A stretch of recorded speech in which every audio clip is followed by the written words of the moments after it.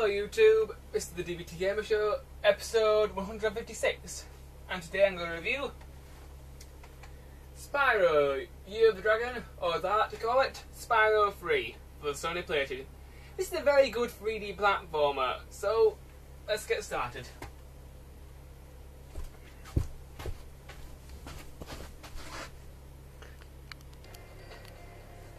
Okay, that's my camera setup, so let's start this review. Now, Spyro 3 Year of the Dragon is a very good 3D platform. It's one of the very last Spyro games that Insomniac made.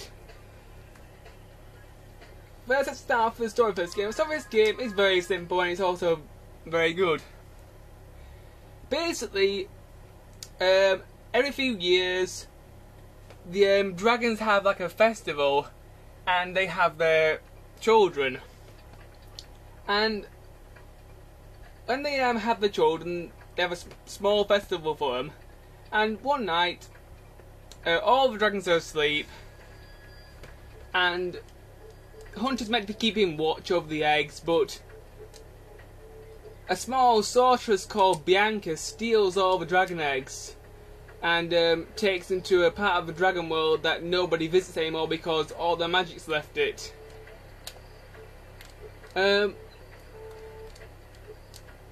And when Spyro notices that the eggs are gone, the other dragons send him off to go rescue the eggs, and that's pretty much it. That's the basic storyline of the game. Later in the game, you do meet up with a newer sorceress who's actually the real bad guy, and she's basically Bianca's overlord, and Bianca's sort of like the apprentice, and Bianca, for most of the game, basically does whatever she tells her to do. Towards the end of the game, Bianca falls in love with Hunter and eventually decides to come over to the good side and help Spyro. At the beginning of the game, Bianca's not a very good villain. She's one of the most laughable villains I've ever seen in a video game, but in a good way. You know, she's all like, "Grr, I'm evil, I'm gonna summon a giant monster to kill you." I'm sat there thinking, seriously, you're not scaring me at all. So Bianca, she's a good bad guy, but she's quite funny.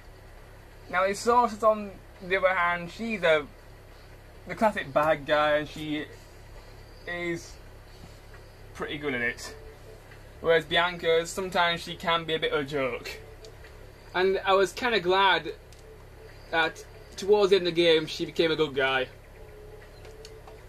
Graphics of the game. The graphics of the game, they are very good. It's very nice 3D sort of effect. Looks quite similar to some of the N64 games, so Sony's done a very good job of creating a very good 3D platformer, I think. There we go. Controls of the game. The controls of the game, they're very good. X jumps, press X twice, you can glide. Press triangle at the end, you can hover. Circles, you fire. Square makes you charge, which is very useful. The back two triggers rotate your camera. L1 centers your camera. And so does R1. D-pad moves you around. Left analog stick moves you around. You'll probably find that the analog sticks are a lot better to move your character because you can get a lot more sensitive movement than you can with the D-pad. Select brings up your atlas so you can check your progress throughout the game.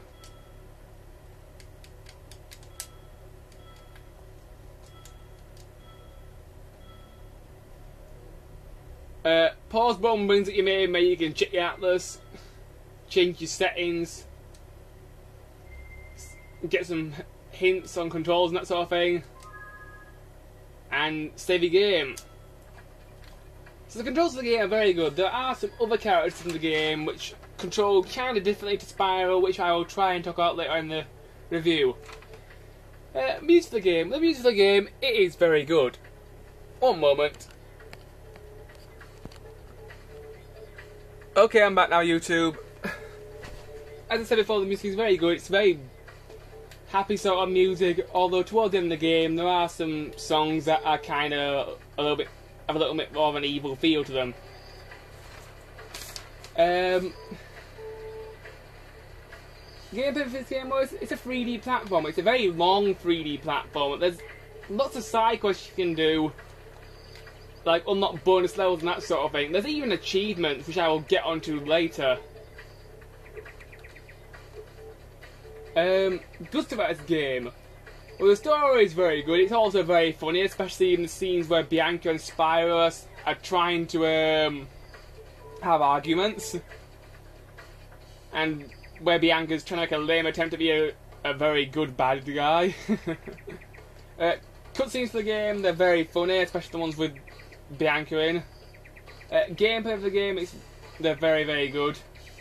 Another thing that's really good about this game, they transferred a lot of the things from the previous Spyro games. Example, in Spyro 2, you learn 3 new moves, and these moves are actually present in the in this game as well. One of the moves they brought back, which is one of my favourites, is the head smash. Press jump and triangle, you can damage or destroy certain enemies throughout the game. A new move they brought in was the climb ability, so you can climb up walls, which is quite useful. And the final ability they brought in was the swimming ability, which is very useful because in Spyro 1 you couldn't swim. It was rather annoying, you kept falling in the water. Another thing that's great about this game are all the different characters they added in.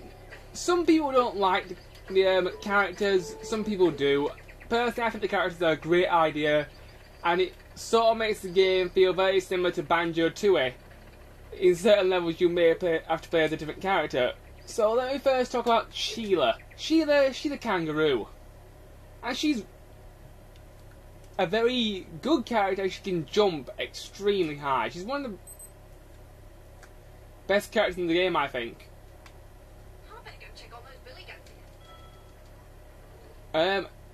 Jump controls can be a little bit strange sometimes.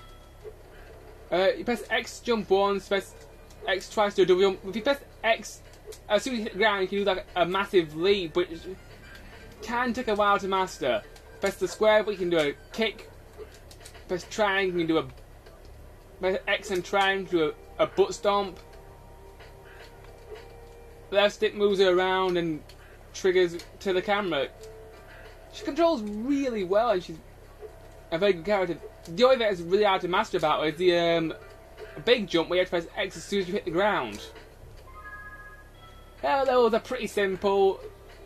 Some of them are in 3D, some of them are in 2D. One of my favourite levels that she was in is the game switches perspective into like a classical 2D platformer, so that you can do some 2D stuff. It was a really nice breath of fresh air to see a 2D level in a Spyro game for once. It was really nice. But most of those are in 3D, and they involve jumping around, helping out creatures and collecting dragon heads and gems, and just generally helping Spyro with its quest.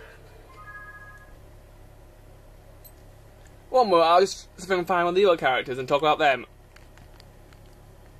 Right, I'm back now, YouTube. I managed to find a Sergeant Bird level, so I will briefly talk about his gameplay and how he sort of works. Sergeant Bird, he's a very good character, and he's rather funny. He has 2 rocket launchers on his back, and he has infinite ammo, which is very useful.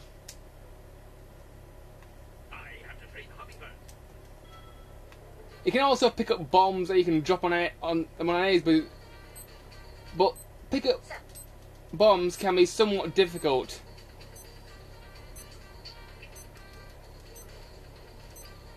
You press X to jump, then you can tap it to fly. You have infinite flight power, which is very useful.